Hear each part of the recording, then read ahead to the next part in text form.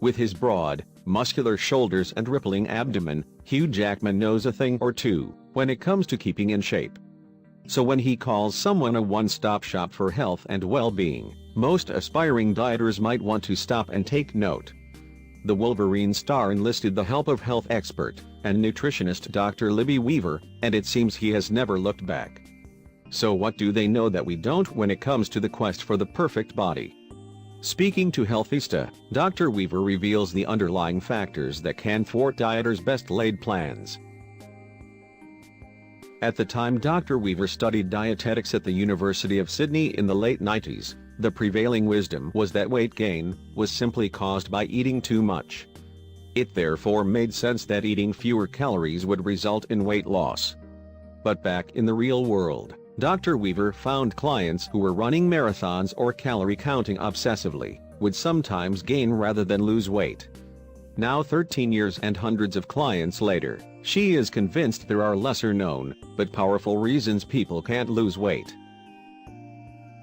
It caused her to turn back to her biochemistry textbooks and ask the question, what leads the human body to get the message to either burn fat or store fat? The author of 10 nutrition books, Dr. Weaver believes that while eating too much and exercising too little contributes to weight gain, there are less obvious factors at play.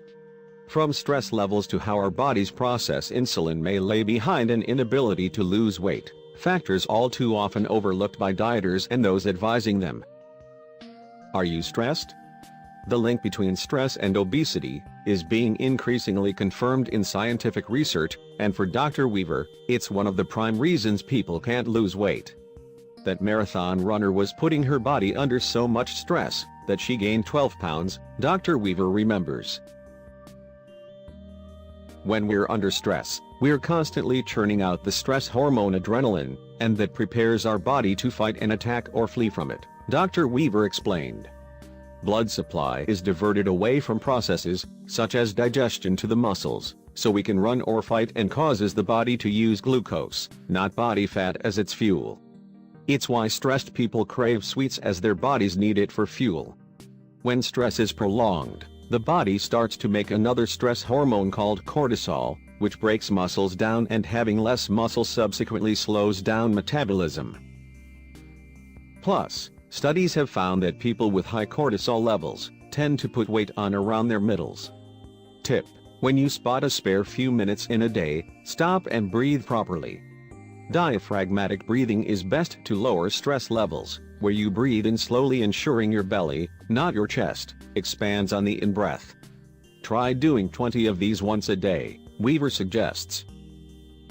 Your monthly cycle can interfere. For women, in the week leading up to their period, weight gain can be no illusion.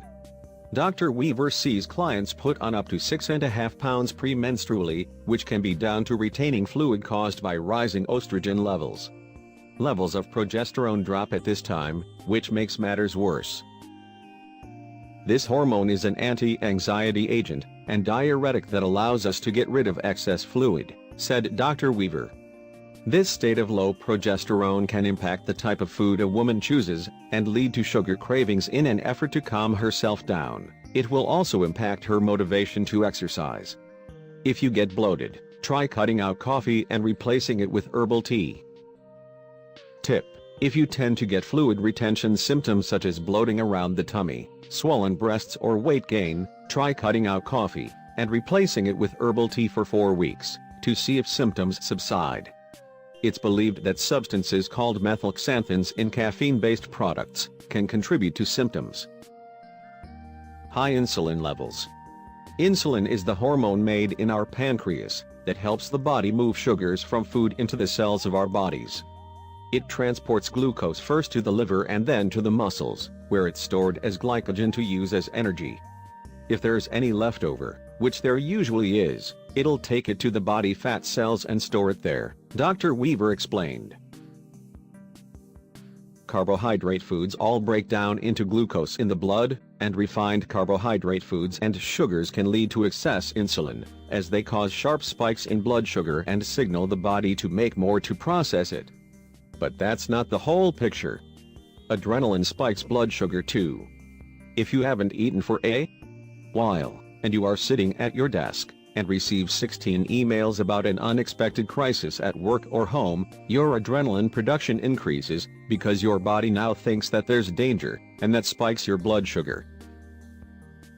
Sat at your desk, you're not going to use the extra glucose available to you, because you haven't got a physical threat to fight or flee from, she explains. So once again, more insulin has to be made to get the excess glucose out of the blood, leading to more fat storage. If you have spent months committing to exercise, and eating well with no results, have your blood glucose levels and your blood insulin levels tested with your GP, Weaver suggests. Tip: get your carbohydrates from whole foods, especially vegetables and fruit. Make sure your meals contain protein, such as lean meat, fish, eggs or pulses with some fats such as avocado, nuts, seeds, olive oils and olives. This combination can slow the release of glucose into the blood, requiring less insulin. It's why having a little butter on your bread can help slow down the rate at which glucose from the bread is released into your blood. Nervous system imbalance. Our brains are wired for survival in primitive times, and this can disrupt how our bodies burn fat. Here's why. The autonomic nervous system is the part of your brain that runs your body behind the scenes, and it's not under our conscious control, explained Dr. Weaver.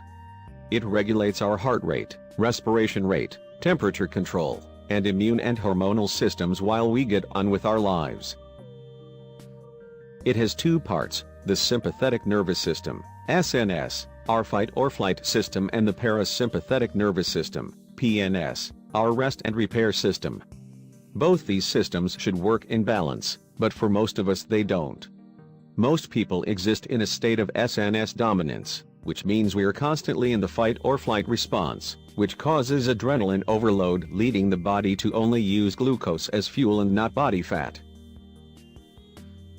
The PNS, on the other hand, helps restore calm, balance and functions such as digestion and skin that suffered during stressful periods, and it's stimulated by rest and relaxation. Tip: try a weekly restorative practice of some kind, Dr. Weaver advised.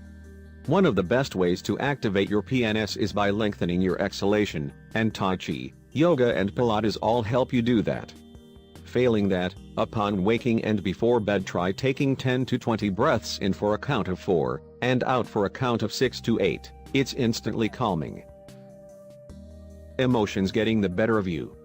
It's not a lack of education that leads someone to polish off a packet of chocolate biscuits after dinner. It's a subconscious feeling of "I am not enough," and I see it time and again. So what's going on? At work, my clients will all day be living between polarities of acceptance versus rejection, successes versus failure based on all the little interactions of their day. Then, whether it's been lousy meetings, something they interpreted as a dirty look from a coworker, or a heated exchange, or all of the above, they show up at home at night with all that piled onto their inner world, so their emotions are in chaos and they want a way to feel whole again. If food is their thing, as it is for so many people, they'll end up with the contents of the pantry in their tummies, Dr. Weaver said.